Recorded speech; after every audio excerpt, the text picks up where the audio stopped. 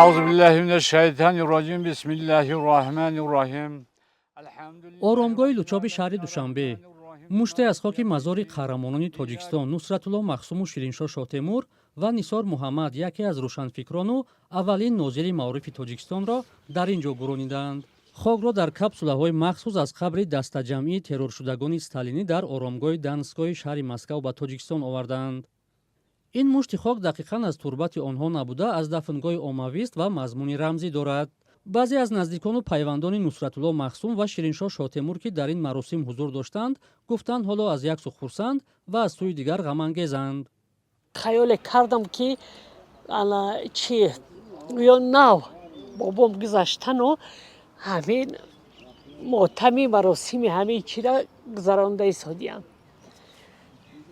барои ҳамин қадар манзиле обод карду худ бе манзил бимонд, мурдае кафан карду худ бе кафан бирафт. дӯстони азиз, манзилаш обод кунед, обод ки накардед гоҳ гоҳ ёд кунед. мо бисёр миннатдорем. ин рӯз ҳам аз як тараф рӯзи шодӣ ва фараҳ барои мо аст. як рӯзи бузург аст ки хоки пок, хоки мубораки қаҳрамони Тоҷикистон ба ватан баргардонида шуд. хабарнигорони мустақилро ҳарчанд ба фурудгоҳ даъват карда буданд, ба наворгирӣ аз маросими дафн роҳ надоданд.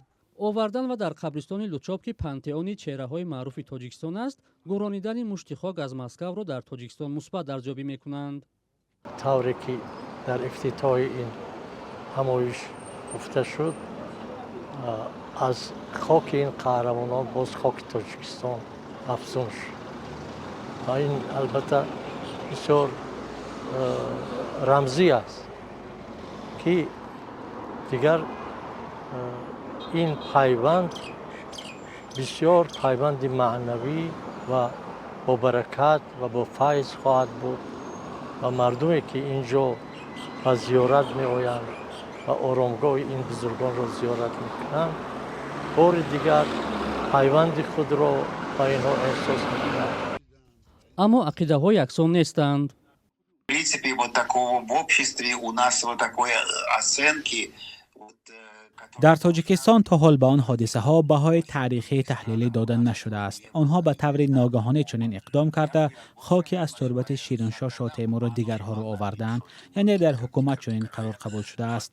باور دارم باید یک بهاگذاری علمی، یک تحلیل علمی این موضوع، یعنی سرکوب‌های استالینی باید باشد که فعلا وجود ندارد. шириншоҳ Шотемур, Нусратулло Махсум ва Нисор Муҳаммад аз шинохтатарин чеҳраҳои таърихи муосири Тоҷикистон ба ҳисоб мераванд, ки дар соли 1937 қурбонии тӯҳматҳои беасоси низоми Иосиф Сталин шуданд. онҳоро бо гуноҳи душмани халқ паронда дар гури дастаҷамъӣ хок карданд. ин се шахсияти баруманди Тоҷикистонро танҳо баъди марги Сталин дар солҳои 1950 расман бегуноҳ эълон карданд.